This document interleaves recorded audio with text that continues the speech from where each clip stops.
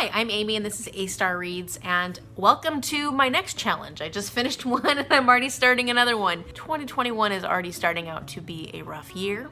As you know, the pandemic is going pretty rough, and here in the US, yesterday was January 6th, and let's just say politically things are not feeling very good. So one of the things I wanted to do for the beginning of January, because it's a new year and 2020 already was so awful, that I really thought it would be important to get myself in a good mindset. I'm gonna do a feel-good challenge. I'm gonna keep it a lot easier than my last challenge. I'm not gonna be vlogging all day every day. It was a little overwhelming, but I do have a very specific idea in mind and I'm gonna tell you about it. So my plan is to do 4 things each day that will help me to feel good. This is gonna be a feel-good challenge because I want to feel good. 1, I'm gonna read feel-good books, and I have 5 books picked out, and I'll go over those in a minute and kind of why I picked those out. 2, The Art of Happiness by the Dalai Lama. I'm gonna read a sentence to you each day, and it'll be a sentence that I read the day previous that just gave me good feelings. And then the 3rd thing is that I'm going to do some form of exercise each day, and it doesn't have to be a specific amount of time. It's just some form of exercise that I enjoy. Because I've kind of gotten out of exercising in the last probably 6 months. It's been pretty bad. Maybe not 6 months, maybe like 4 months. And I love exercise, but I haven't loved it recently. So I need to do something that I enjoy to get me back in the mode. The 4th thing I plan on doing is one thing for myself that's solely for me that will make me feel good. Not work related, not anything where I feel like, oh man, I've accomplished this. It's not that. It's just something, it could be flimsy, it could be silly, it could be anything that just makes me feel good. And I might vlog that, or I might just tell you what I did. So we'll see how it goes. I'm not exactly sure what form that's gonna take every day. It could be just like me doing a puzzle or doing my nails, although I don't know if me doing my nails will feel good. It could be me watching an episode of one of my favorite shows. Something as simple as that, because I haven't been watching a lot of TV lately because I've been doing a lot of reading, so I kind of miss some of the feel-good feelings I get from some of the shows I love. So each morning I'm gonna get up, start the day, tell you my sentence from The Art of Happiness, and also give you a breakdown of what books I read the day prior. So working towards this feel-good challenge, like I said, I have 5 books, and I'll give you a bit of an update as to what I read. So the 5 books are The Art of Happiness by the Dalai Lama, and like I said, I will be giving you a sentence of this that I felt was impactful for me each day. I'm not gonna give a full review of this book because I actually plan on doing that during the nonfiction review for January. But I will, be reading this during this period, and hopefully it'll make me feel good and give me some inspiration for the year of 2021. The 2nd book I'm gonna read is Sisterhood of the Traveling Pants by Brashares, and this is a book that reminds me of friendship and overcoming difficult moments in life, because all these girls face something in this book, and they love each other and care for each other and are there for each other no matter what. And I think friendship is one of the most important things we can have in our life, and I just feel like anytime we read a book that makes that relationship stronger, I am there for it. I love it. The 3rd book I'm gonna read is Wanderlove by Kirsten Hubbard, and this is a book about travel. Travel is one of the other things, aside from reading, that I love above anything, and I have been missing travel so badly. 2020 was not the year for travel, obviously, and it's really been disappointing for me. So I just love seeing new places, meeting new people, and I feel like this will be a great opportunity for me to feel good by traveling vicariously through somebody else. The 3rd book is by Graeme, Simsion, and that is The Rosie Project. I have heard this is a fun book, will make me laugh. I can always use a book that'll make me laugh, and it's about romance and love. And I kind of hoped that 2020 might be a better year for romance for me, but well, I'm just gonna have to enjoy it by books as well, just like travel. The 4th book is The Bookshop on the Corner by Jenny Colgan. From what I can read on the synopsis, this is a book about a woman who kind of matchmakes people with books. I started my booktube channel this past year, and I've been enjoying reading so much, and it really has been a sort of safe haven for me during this whole pandemic period, that I feel books absolutely make me feel good. So I'm gonna be reading a book about books, about a lady who loves books so much that she gives books to people to inspire them to feel better or change their lives or what have you. And I think that sounds wonderful. It sounds very feel good. For 10 days, I will be updating you on how it's going, and that's that. So today, as far as reading goes, I'm going to be starting The Art of Happiness. I will also be starting the Sisterhood of the Traveling Pants, which I will be reading on an ebook. And then I'm gonna be listening to Bookshop on the Corner as an audiobook. So I will start listening to that. I do have laundry that needs to be folded. So it's still day one, and I just wanted to pop on and say that today, for my feel good, just for me thing, I'm gonna watch Sisterhood of the Traveling Pants because that's the book I started on, and I actually own the movie. And I guess it's not just for me though, because Mom's gonna watch it too. I couldn't really tell her, no, you shouldn't watch it. Oh, you're not gonna let me watch it? No, you're gonna watch it. And then for exercise, I think I'm gonna turn on some music and dance for like 15 to 20 minutes because I've been really congested because of allergies, and so I don't wanna do anything too crazy, but I definitely wanna get some exercise in today, and dancing would be a lot of fun. Good morning, it's the second day of my Feel Good Challenge, and yesterday was really good actually. I had a really nice time watching Sisterhood of the Traveling Pants, and it definitely brought me tears, but in a good way. I mean, that movie is just it's really sweet. If you haven't seen it, I would suggest picking it up. And then I got some really fun news. My nephew, Nathaniel, he lives in California. He's having to read Of Mice and Men by John Steinbeck for school, and he starts, I think, next week or something like that. And Shell has no desire to read anything by John Steinbeck, but I will be reading Of Mice and Men, and I'm so excited. It'll be so much fun to read it with my nephew. I am gonna have him on my channel and do a book review with me, so I think it'll be really cute. It's just gonna be great. So aside from that, yesterday was a good day, and then I did do about 20 minutes of dancing, and Mom danced with me, and I looked over all of a sudden, and this is what I saw.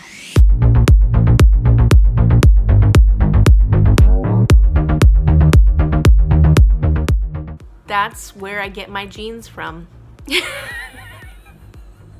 It was a good day. So I did get through the reading that I had planned to do yesterday, and I will give you my sentences from The Art of Happiness. And what I will say about this really quickly is that this is written by the Dalai Lama and Howard Cutler, who is an American psychiatrist. Howard Cutler's idea behind this book was to take the Buddhist teachings of the Dalai Lama and make them accessible to people within the Western science world. So first, I really like the dedication. Dedicated to the reader, may you find happiness. That just made me it felt really good. And the first thing that really grabbed me was the Dalai Lama said, if you want others to be happy, practice compassion. And if you want yourself to be happy, practice compassion. I felt like this was so appropriate considering what's going on in the US as of a couple of days ago, and especially what's going on with the US in regards to COVID. It's so hard sometimes to realize that we are the ones individually who really have control over our own happiness. Trying to feel compassion for the people that you absolutely loathe is really hard, but if you feel anger towards them, the only person you're really hurting is yourself. And it's such a hard lesson, and it's a really hard thing to do, especially right now. But it's something to aspire to. It's something to aspire to, you know? Try and feel a little less anger and try and feel a little more compassion. And not that you're really accepting what other people are doing, because it's not about them, it's really about you. You're trying to do what you need to do to make yourself feel happy and not let other people determine what makes you happy, because then you're giving them control. You're giving them power over your happiness.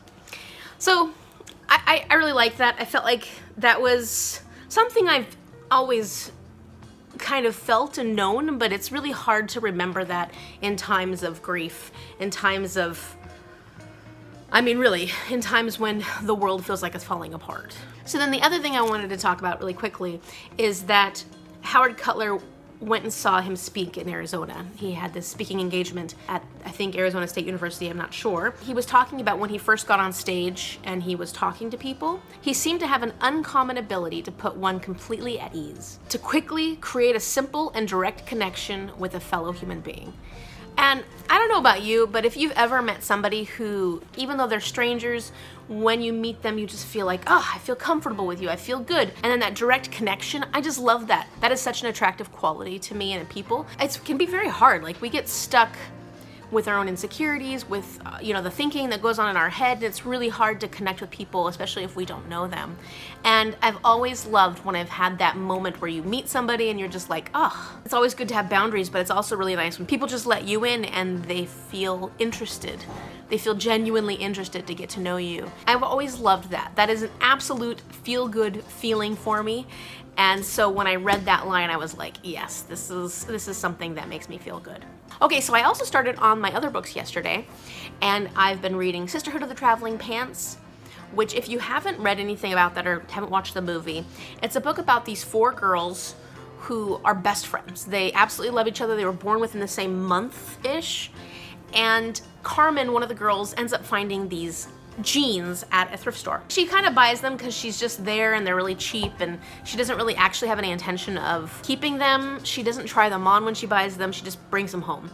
And then at some point, before the girls are all leaving to go on their summer adventures, because they're all separating this year. This is the first summer that they won't be together. All 4 girls end up trying on the pants, and even though they're different heights, different sizes, these pants fit them all perfectly. They're the perfect fit of jeans. And it's magical. They're like, this is magic. These jeans mean something. And so they decide to have this Sisterhood of the Traveling Pants. So basically, while they all are going on their separate adventures, they will send the pants to each other with a letter of what happened while they were wearing the pants. And then they also have some other specific and kind of silly rules that go along with the pants. So Lena, who is the beautiful one, but also wants to be appreciated for more than just her beauty, she's off to spend summer with her grandparents.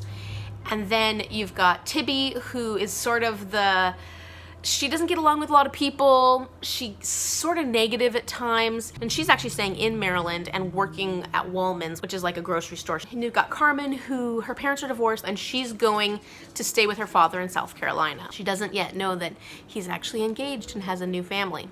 And then finally you have Bridget, who's an incredible soccer player.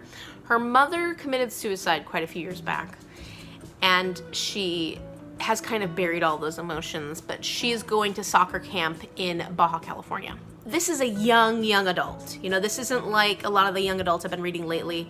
This is sort of like on the cusp of middle grade. It's sort of a simplistic writing style. It's not bad, it's just, it feels a lot younger of a perspective. The second book I started is The Bookshop on the Corner, and I'm listening to that on audiobook. And this is about a young girl named Nina, and she's a very shy, very quiet person who works as a librarian, has always just wanted to work with books, be with books. She loves books, but the library system is cutting back, and many people are losing their jobs, including her. So she's kind of like, what am I supposed to do with my life? And she's never had any big romance because she idolizes men in books too much, and she never finds guys that are kind of within the same vein of that. She's at this training exercise that the library is asking them to take part of. And while she's there, she sort of gets encouraged by this idea of, you can do whatever you want as long as you try. She's always wanted to own her own bookshop, and she kind of gets encouraged to start a mobile bookshop, like with a van. So she's actually looking at vans. She finds this one that she thinks is perfect. I think it's a bread van, an old bread van. She's scared, and her friend Griffin is kind of like, this doesn't seem like a good idea. He's very negative.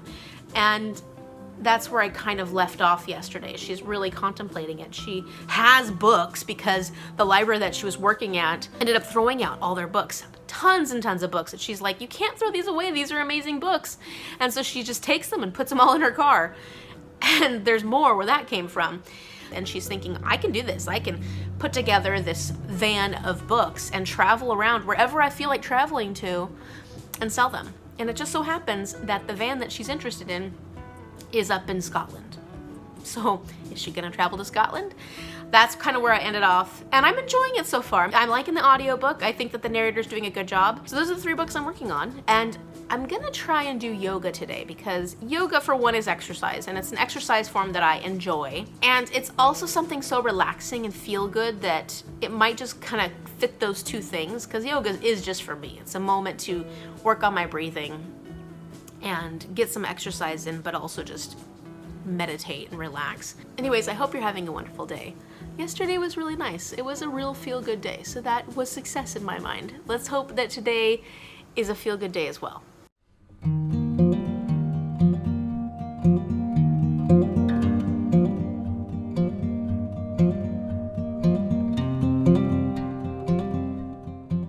All right, so here's something feel good. Still day 2, and my friend Magda had said that she was going to send me some fan mail, which was really sweet. She had watched the video where I talked about my reorganization of my books and that I only have like 3 books on my romance, at least 3 books I haven't read, and so she wanted to add more to my romance section. So let's see what she sent. There's like 5 books in here or something. Oh, Robin Carr, One Wish. Have you guys read Robin Carr? She was telling me about this series. Here's A New Hope, a Thunder Point novel, and then The Hero. I think this is a series that she really loved. And then we've got The Newcomer and Wildest Dreams. And it looks like these are all books centered around people that live in this town called Thunder Point, which looks like it's a beach area. So it's different people that live there, like Devin, Ginger, Grace, so probably different residents within Thunder Point. So I like that. I like when you have books in a series that are from different perspectives of people, and it's just really cool that it's different people that are either moving into this town or from this town. I'm excited. I love romance, and Mom's been on a romance kick lately, so she will absolutely get into these and read them right away. And hopefully I can start getting this series onto my TBR because I mean, romance is always wonderful. Definitely a feel-good type of reading for me. Thank you so much, Magda. I'm really excited about my new books. I'm super, super excited. Thank you for adding to my romance section because it was pretty small. And so now I have a lot more options at home that I can pick once I roll on romance. What a great day. I mean, Friday's turning out to be pretty darn good too. This feel-good challenge is successful. All right, it's day 3, and I have finished Sisterhood of the Traveling Pants. So I finished that last night. I am not ready to rate it. I'm gonna wait until my wrap up at the end of the month because I really want to think about it a little bit. I actually think I liked the movie more, and there are a few reasons for this. First, I should point out that there are definitely differences in the book than compared to the movie. There are certain storylines of the girls that they altered quite a bit when they made the movies. I don't know if that's good or bad. What I feel like makes the book so different than the movie is that the tone is much younger in the book, I think. And this is definitely a younger YA, as I mentioned yesterday, in the sense that I probably would have loved this book when I was 12 to 13 years old. Like thinking back to little Amy, this would have been a book that I would have just absolutely cherished at 12 to 13. The girls in the movie felt a lot older to me than the girls in the book, and they weren't. They're supposed to be the same age. So if you have like a high schooler who's looking for something that is a little more simplistic to read and a lot of fun and definitely heartwarming, but not too complex, then Sisterhood of the Traveling Pants is perfect. I probably will range it in the 3s. I don't know exactly where yet. So it was good. I did enjoy it. It was just that having watched the movie quite a few times, I really liked the movie more, which is unfair because I know the movie was based off the book, but sometimes that happens, right? And I actually felt that you got more emotional connection to the characters in the movie than you did the books. I thought they would explore the feelings and emotions that Bridget was having even more, because in the movie I felt like Bridget's storyline was a lot more compelling than it was in the book. And I have to say, I really liked how they changed Lena's storyline in the movie a lot more than I liked what happened in the book, because she was definitely probably my least favorite character in the book. And I can't say that's true for the movie. In the book, she was way too angsty. And she definitely did the thing that I don't like in books, which is where there's a miscommunication, a misconception, and people just sit on it and don't talk and don't communicate. And I know that's part of her personality, but I felt like it was so unfair in this case. I know she's young. It just was frustrating. Reading it was frustrating. So ultimately, I enjoyed it. It was a lot of fun. But will I give it a really high score? Probably not, because I have gotten used to reading YA now, and there's so many really great books, and I do like a little more complexity. It has something to do with my age too, I know that's true. Anyways, that's that. I didn't listen to the Bookshop on the Corner at all yesterday. I just read that, and then I read The Art of Happiness. So I will give you my 2 sentences from The Art of Happiness. The first one was, our feelings of contentment are strongly influenced by our tendency to compare. And the reason I use this sentence is not necessarily because it's a feel-good line, but because it's something that keeps me from having feel-good moments. I definitely am someone who compares myself, and not necessarily to other people, but I compare myself to myself. Like, my life at the moment is is okay, but it's not nearly as happy or as good as it was when I was, say, like my late 20s. I had lost a ton of weight. I had a lot going for me. I was excited about the future. I was going to school. I had a decent job. I was doing so much exercise. I was like dancing 3 nights a week. So it was exercise I enjoyed. I was running, and I was so busy doing all these fun things with my friends that those years in my mind are just wonderful. And now I go, man, I used to be a much happier person. I'm not as happy as I used to be. And I know that comparing of myself now to myself then is terrible. And so reading that reminded me how much I do tend to do that now, especially because I feel like I've gone through a couple of years where I haven't been very happy. Comparing myself to my old self is just, it's not helpful at all. And I just thought that this section about the comparing mind, is what it's called, was a good reminder of how useless that way of thinking is. The other thing that I thought was really useful was the Dalai Lama is talking about pleasure versus happiness, and how we tend to think of happiness as it results to pleasure. So this psychotherapist was talking to this woman who was debating between 2 choices, and the choice was, I want to move to this place that I know will give me a lot of pleasure, but I know I won't love the job. It's just not gonna be the perfect job. But if I stay here in, I think, Phoenix, I don't love where I live, but my job, I just love my job so much it brings me a lot of happiness. And his question to her was, do you think that moving there would bring you greater happiness or greater pleasure? And when she actually posed that question to herself, like, I may have more immediate pleasure when I move to this other area because I think it's a beautiful area, but it won't bring me greater happiness because I get so much fulfillment from my job.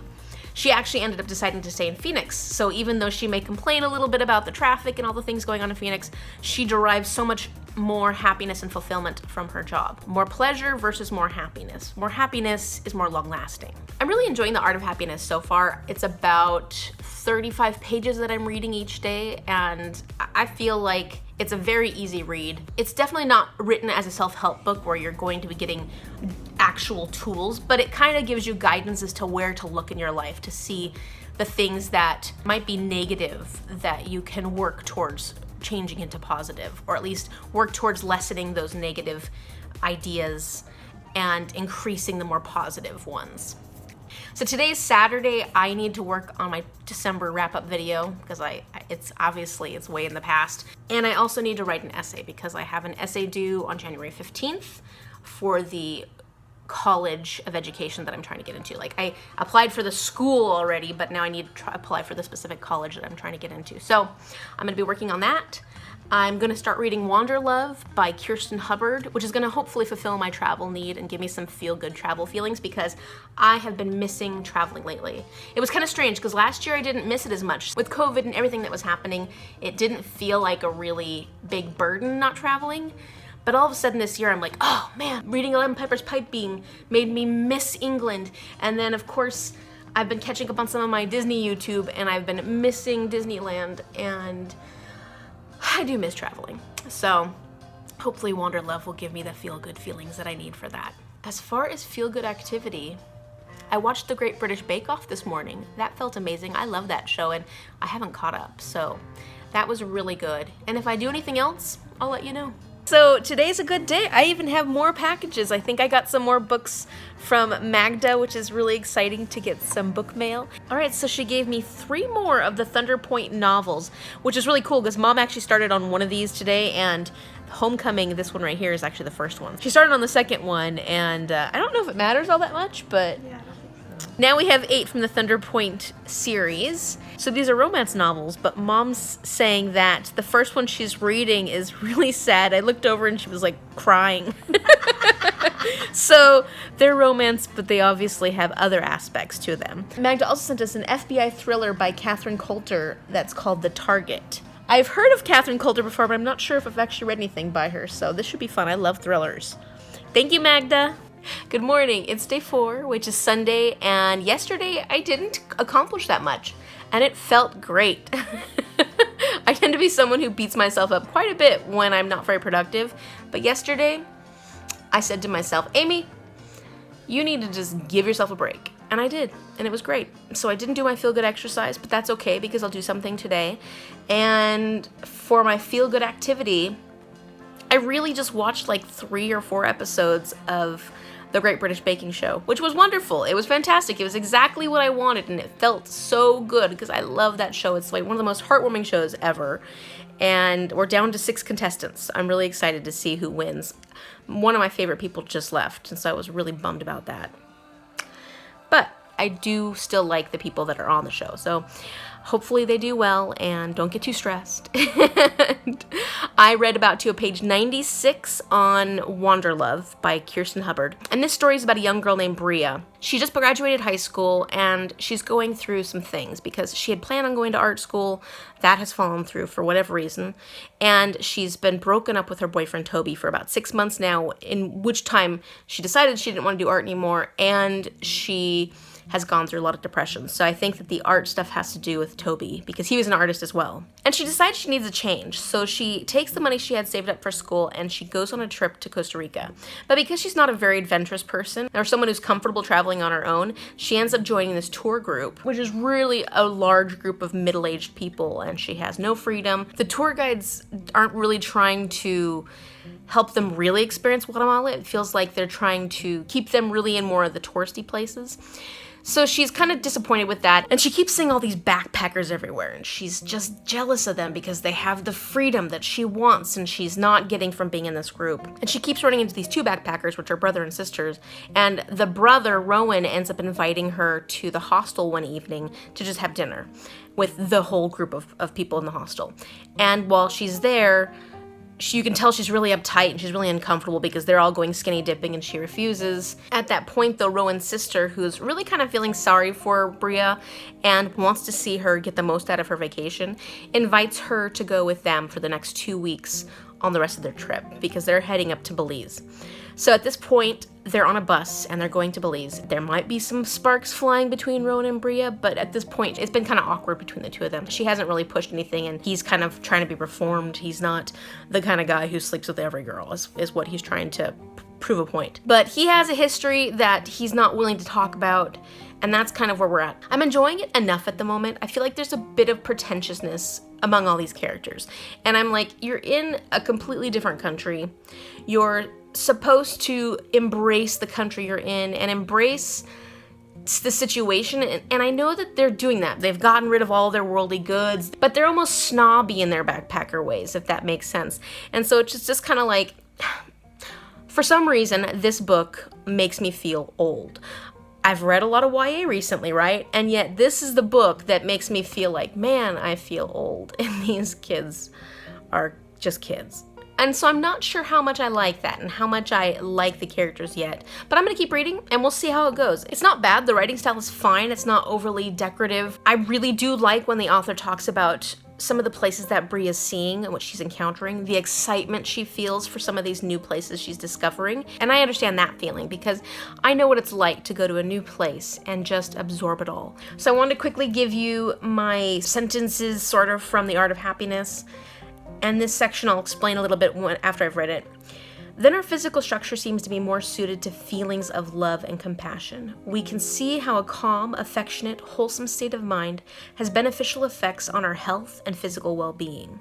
Conversely, feelings of frustration, fear, agitation, and anger can be destructive to our health. So in this section, the Dalai Lama is trying to say how innately we are looking to be happy. We're looking to feel happiness. And the evidence he can find for that is that when we are angry, when we are unhappy, when we are living a depressed, frustrated life, our health declines.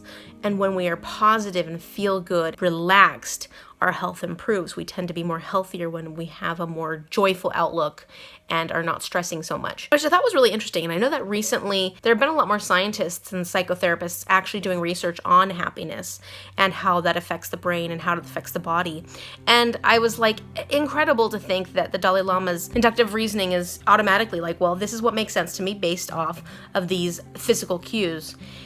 And I mean, he's just incredibly intelligent. I'm just enjoying, his life is about learning and educating himself, bringing his spiritual knowledge to the academic and intellectual knowledge. It's just fascinating. I'm enjoying these observations because, I mean, that makes sense to me too. Think about the human body, and what happens when you're stressed is that you do decrease your health quite a bit.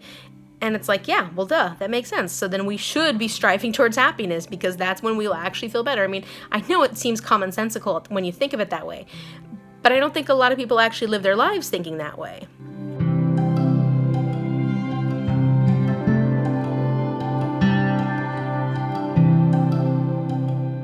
Feel good moment of the day. It's very muddy out here. And Amy fell. At least I didn't fall in any dog poop or anything like that. Future Amy here. So as I started editing this, I realized, man, I am reflective and long-winded.